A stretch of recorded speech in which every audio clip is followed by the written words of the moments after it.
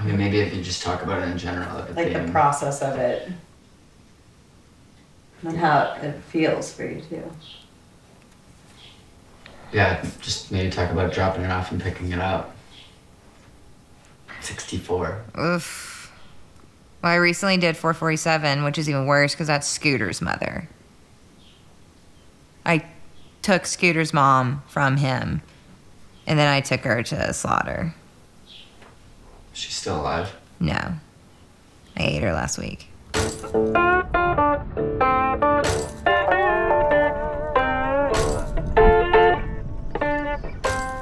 Dad. Good morning. I left the tractor key on, and the tractor's dead. Way underneath the hood is a latch. My mom and Dad got the ranch and purchased some cattle. Smart move, you know? We all make those smart moves. I first said I'm not getting involved. Got it. 3 years later, We're in. I'm still here, and I pretty much manage the operation that we have. All right, Dad, I'll call you later, okay? Love you. Bye.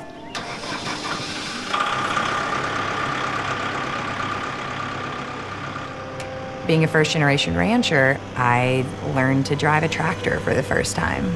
I was around cows for the first time. Learned how to hook up a trailer. It's just a few inches. I learned how to feed animals. Scooter!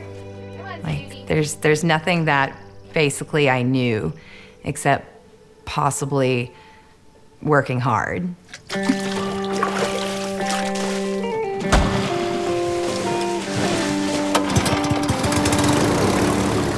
It looks so nice in the storybooks and in the magazines. Nobody's ever sweating. It's never snowing. You're never freezing. You have to love the land to be able to be a rancher. You have to love it because that's all part of it. I think if you think about cattle, you think about cowboys. It's horseback with boots and Wranglers and spurs and a well-worn cowboy hat. And their hands, I always look at their hands. They're calloused and they've just worked. For me, being a female, I found it to be an advantage. I think as a female, I was able to, for example, be more vulnerable and asking, hey, I did this and it didn't really work out, or how do you manage this? The men that I talk to really, they give me truthful advice. We did what everyone said to do, what the industry, magazines, and online forums say to do, and what our some mentors say to do. And I think you would just best describe that we were just getting into the system, into the cow-calf operation. That's you calve basically January, February, early spring, and then you try to get every ounce of meat on that cow until you sell in the fall. Look at that froth. That's what you want. And that calf goes to usually a commercial feedlot until it's harvested. And it just really, it didn't feel right to spend so much time and effort into these calves and then to ship them off in the fall and not see where they go after that. And so that's when we decided to keep them and raise them to finish them here. Process, lover. You're one of us now. So to be able to finish a cow on grass, we basically realized we had to become grass farmers.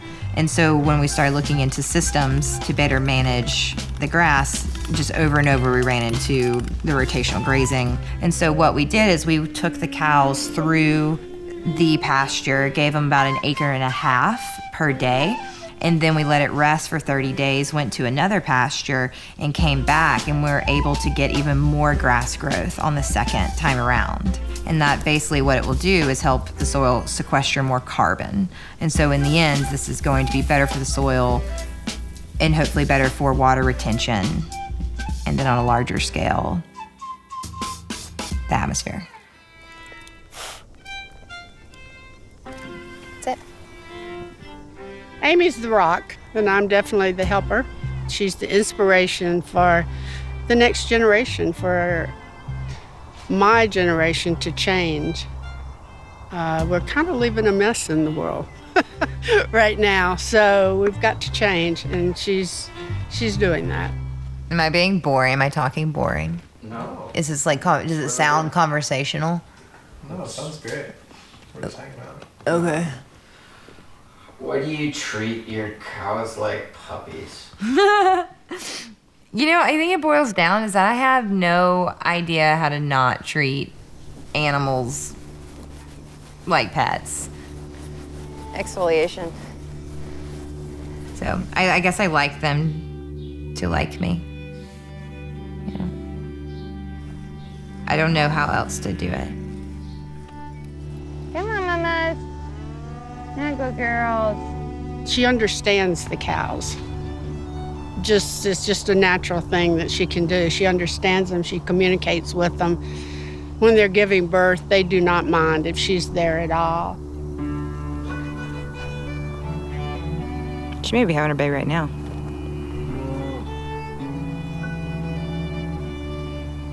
See that tail moving to the side? See it? See the tail lifted? She may be having her damn baby right now. We're gonna probably just go over here so she doesn't feel like as stressed, right? I love animal husbandry. I love these cows. I love working with my family. I love Montana. But sometimes it's really stressful because you make mistakes, and sometimes repercussions when you're with live animals is heavier than normal.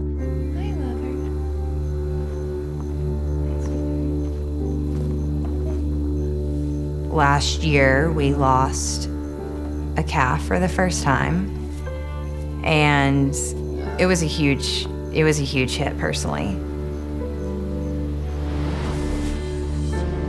I now know what we could have done to possibly have corrected it. But it still really hits hard because it's in your control. And it was really emotional. It was really emotional for all of our family, just because we were emotional about our animals. Feed more and go.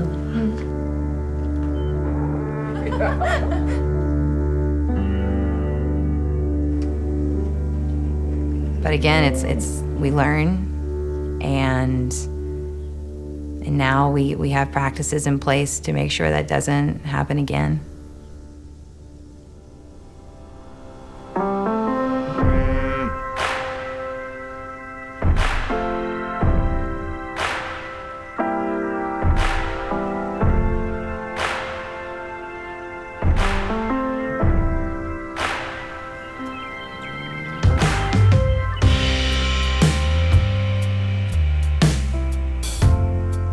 This little girl that was born yesterday will be here with us. I will know every single day of her life. I'll be able to take care of her and just provide a humane lifestyle for her that works for the entire system. I don't believe the way that we are currently consuming meat is sustainable. Consuming local vegetables and local meats and putting that money back into the local economy is extremely important. And in the past 5 or 6 decades, we've lost a lot of our small butchers and small slaughterhouses, or even small farms, to kind of these consolidated corporations. And I think that's really hurt, as I say, rural America. There's so many ranchers that are doing things the right way. And if we can change our buying habits to where we're supporting more local ranchers, that would be a massive change, a very positive change.